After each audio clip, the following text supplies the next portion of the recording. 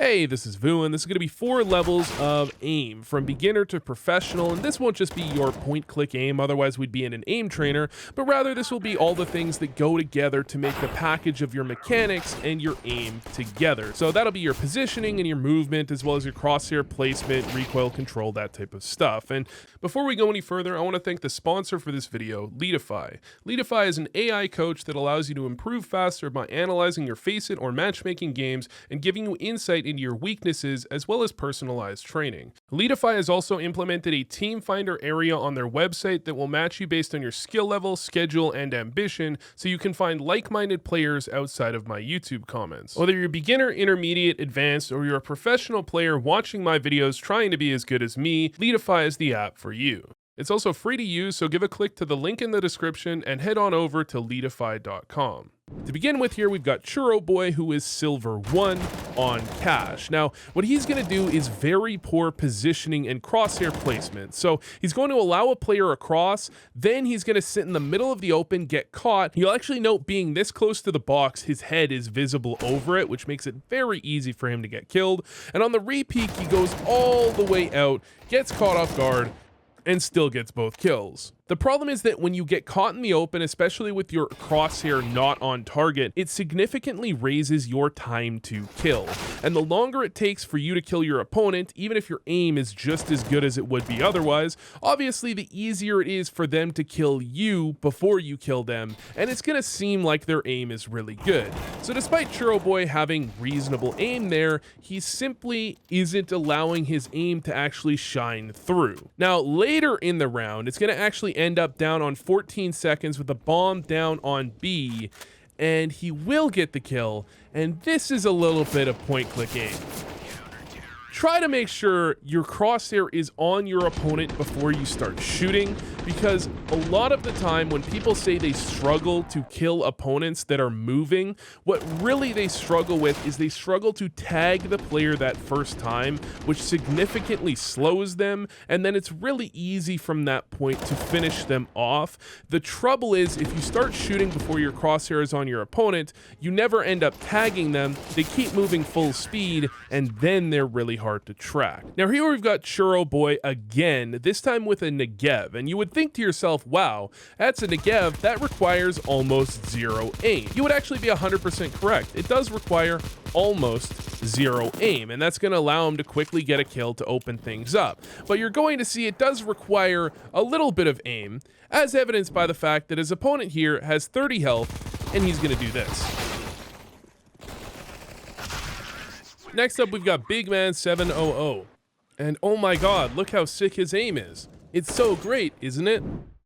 It's all crosshair placement. Specifically with the Deagle, of course, having good crosshair placement really is probably about 50% of your ability to kill people, especially on that CT side. People are just going to strafe directly into your crosshair, and if you're playing lower level players who don't yet know how to try and push you off of these angles or over peek them and make your shots hard, you're just going to destroy them, and they're going to think you have insane aim by having your crosshair in the right place and pressing mouse 1 at the right time. But really though, people, when you come up behind someone, just take your time. Just take your time.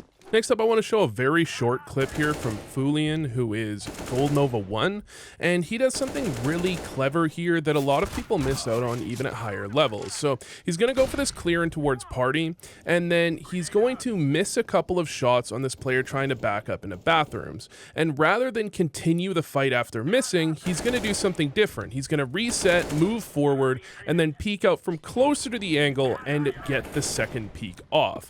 Now, if we watch that back from his opponent's POV, you can see his opponent was fully ready for the immediate re-peek from the same angle. Then he has to think to himself, should I reposition or am I going to stay posted forever? In which case, in all likelihood, Fulian could have a teammate working up close that's there to make sure it's a 2-on-1. So instead he starts to back off, and then Fulian peeks from a different level and catches him with his crosshair in the exactly wrong place, but also moving backwards and simply unable to fight back. So despite the fact that Fulian initially missed what should have been a fairly easy kill, he made sure he didn't just full panic spray and commit to it, he reset and finished him off correctly and got himself the frag.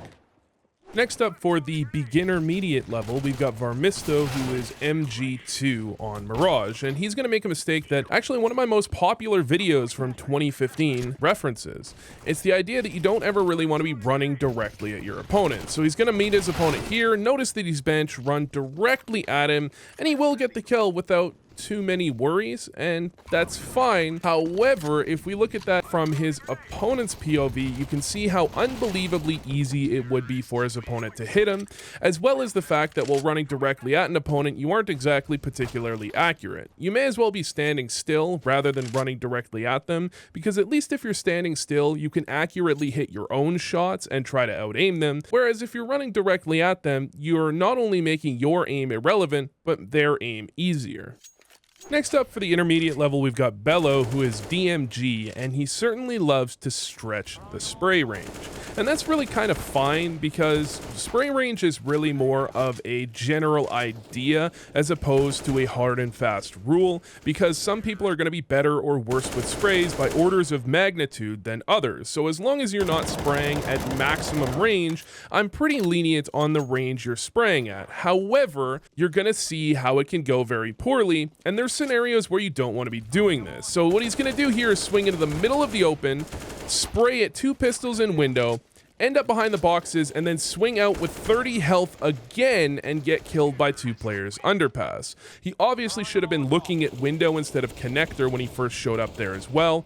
And the thing is, especially against pistols, you want to consider what range you're spraying at, because you want to make sure you're never caught in one of those scenarios in which you are whiffing a whole spray like he was there. That's going to give the pistols the best opportunity possible to kill a completely stationary target, whereas if you were bursting and moving between every burst, it would be much harder for them to actually kill you. As well, it would have made it a lot easier for you to get behind cover very quickly rather than taking 70 damage from the players pushing middle, which you kind of could have expected. Next up, I want to take a look here at Cabbage, who is Face It level 4 on Mirage, and he does something that's most obvious on pistol rounds, however is also something you can keep in mind on other rounds as well. So he's going to make his way up Palace here, and he's going to duel these USP players from very long range, which you generally don't want to be doing. But one of the things you're going to see here is he crouches and then just starts spamming his Glock at his opponent. Now, the reason this is most obvious on pistol round rather than any other rounds is that when pistol round happens, you really are, for the most part, kind of just a floating head. And what that means is, if you make your shots a little bit easier to hit by crouching and standing still, and your opponent continues to move, while your shot will be a tiny bit easier to hit, his shot will be drastically easier to hit because he is now fighting a static target. Oftentimes, just because you're making your shot a tiny bit easier, it doesn't mean it's worth the loss in terms of how much easier you're making the shot for your opponent.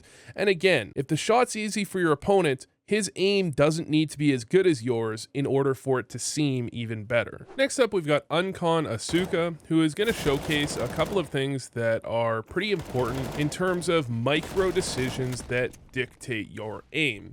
So one of the things you want to make sure you're doing is remaining very active when you take a few shots, whether they go well or poorly. So initially here, the utility outer isn't perfect. He's going to end up towards back bomb, holding an angle he probably shouldn't be holding, but you'll notice as soon as he makes that contact, he instantly pivots to take another engagement, then pivots back, gets the trade on his teammate, and quickly swings out to find the 3rd kill. Now, what he managed to do in the way he did this is he managed to consistently catch people that, while they may have been semi-ready for the engagement, weren't nearly as ready as they could have been, and he also drew eyes away from potential teammates who could have been going for trade. Now, the initial engagement on the player crossing sandwich is probably not an engagement you should really be taking too often, but rather than taking that shot and then waiting for that player to re-peek on him with peeker's advantage and likely the ability to get the free kill, Asuka there quickly pivoted and checked a different angle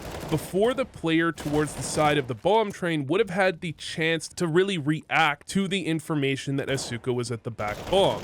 After picking up that kill, he's able to position himself a little bit off to the side of the bomb train there, which means that his initial opponent clearing back bomb thinks it's clear and turns away, and he can grab that kill in the back. And then he utilizes a similar idea where he quickly swings out on the final player there, catching him before he can even turn back to finish off the kill. Next up, we've got Bwoo for the advanced level, who is Face It level 8 here on Inferno. And he's going to make a couple of notable errors. The first of which is this Molly car. He's not going to allow it to tick for long enough before peeking out into the opper. And hey Vu, wait a second, that's not an aim thing. Well, generally it is, because when it comes to dealing with oppers, it doesn't matter more or less how good your aim is, as long as they can get a shot off, which they almost always can. So, you want to make sure that you're not giving them the opportunity to shoot at you, in which case they will just kill you before you even get a chance to shoot at them. And to do that, when it comes to Banana, you have to let that Molly tick for a few seconds before peeking, otherwise at the very least they have the opportunity to get the kill. Regardless, neither player gets the kill on that one, and Bwoo will remain towards Cubby here, trying to spam towards Car. And just a general idea you want to keep in mind, don't spam all the way up until you finally start moving. You can see he stops spamming, then he's going to go back to spamming again, and then he's going to move. It kind of gives your opponents a very clear idea of when you are actually out of the angle for them to peek into you. They may go for something like a flash peek at a higher level. With someone sitting half wall, he knows by your spam that you're probably pushing up, his teammate flashes and he swings out and gets a couple of kills. Otherwise, they can also use utility to give you a ton of nade damage by having an idea of where you are. As well, you almost never want to go for a 30 bullet spray on an angle like Car. Something you can do if you're on the other end of that is when you know your opponent is 25 bullets into a spray, you can pretty comfortably peek out onto them, because at that point it's very unlikely they're going to be able to hit you in the head very quickly, and they're going to run out of ammo fairly soon. So instead of just waiting for them to finish and then they immediately tuck behind cover like Bwoo was planning on here, if you peek out just before that spray is finished, you almost certainly won't get killed, and you can get a free kill on a stationary opponent. Next up, we've got Fazard, who goes by Fazfly, I hope, here on Mirage, playing B-Sider. He's actually going to be the cat player, and he does a lot of things really well here that I want to note that you can kind of learn from. So initially, he's going to throw that smoke on cat. He's going to try and control middle. One thing he doesn't do perfectly is he does jump off of cat very aggressively. That's one of those things where oftentimes your opponents are going to have a lurker, and you generally probably want to think about clearing mid a little bit differently as you go for the rotate. However, his team is all dead on A already, so I don't fault him for trying to go for a quick rotate and just bring his team into the round. So he goes into connector here. He's going to get aggressive to get the player bottom stairs. Then he's going to turn back around and get himself a nice off angle on this player that's likely flanking through connector, not allowing his opponent to have an easy clear. After finding that, he's going to find himself into a 1 versus 2, and he's going to phase the smoke, which is a great play, and then he's going to isolate the 1v1s here to the best of his ability. So after that molly, he knows he needs to make his way forward. His opponent may think things are a little bit clear. He catches his opponent, and then he goes out wide to catch his opponent off guard on that re-peek before heading over to the bomb, faking it and getting off of the bomb to force the fight on the player CT. So he's making sure that if that player CT is pre-aiming the bomb, he'll have the free kill. Unfortunately for him, the player CT doesn't bite on that fake. Faz continues forward, doesn't see him, and then he fakes while standing on the bomb, which gives his opponent a free pre-aim and a free kill. Unfortunately, if he had gone off the bomb there a second time, he almost certainly would have got that kill, but it is somewhat forgivable because for all he knows, his opponent was going through jungle and was already somewhere like stairs. And of course, this video wouldn't be complete if we didn't include Poke LP here, who is Face It 10, just shooting some people that are in front of him. I suppose that is advanced level aim. Now, to start off the professional level, I want to talk about a topic that a lot of people don't understand because it is a little bit counterintuitive when it comes to playing against pistols. I kind of glossed over it on Inferno a little bit earlier with the player on CT side that was lining up his crosshair and people were strafing right into it. It goes the same way on the other side to some extent. If you allow pistols in the hands of top tier players to do everything they want and take engagements they're comfortable with, they will just blast your head off a large portion of the time. So instead of allowing that to happen, teams have started to get more aggressive against pistols, both to draw out their very limited utility set, but also to force them into engagements they're not comfortable with, where they might not be able to land the nice shots with deagles that they otherwise would.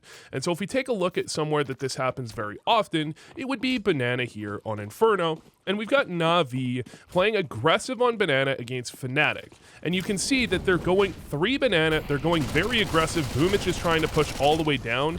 Usually you get him all the way down, but he just couldn't quite land the shots there. And they're going to continue aggressively dueling in Banana. Now again, this is going to seem a little bit counterintuitive because you're fighting pistols in a choke point, somewhat enclosed area and somewhat close range. However, you're not allowing them to take the engagements that they're comfortable with. You're catching them in the open, and you're forcing them to fight you on your terms. This is something that works incredibly well to mitigate the strength of your opponent's aim and prevent them from just destroying you with pistols. Now, of course, this is something for notably high-level players, as typically the standard turtle up and don't give them any openings is going to be a pretty good idea for the most part. So next up, I want to take a look at this round from Mir versus Na'Vi. And the beginning of the round isn't all that interesting. It's actually a pretty specific bit that I want to show in this round where he goes for this flank towards B. He's got a very good timing, so he's going to be able to catch his opponents off guard. He's going to get the first kill onto the bomb planter. Then he's going to throw this ridiculous nade. But notice this bit where he kills Bit. You'll see that that little back jiggle he made there is actually fairly significant. And if you watch closely, you're actually going to see that a decent amount from a lot of professional players. What he did there is he knew that he was being swung on by Bit, and instead of allowing him to swing out and get his own peeker's advantage, Mir back jiggled to get further behind cover and then peeked out back onto Bit. And this is a very small thing that really does separate good from great players, and if you can try and manage it yourself and do that type of thing once in a while, you'll notice how big the advantage it gives, especially online where you're probably playing. Anyways, thanks for watching, and I hope this helped. If you enjoyed the content, feel free to subscribe, hit up my Patreon if you want a demo review, and come watch my stream on Wednesday, Friday, and Saturdays.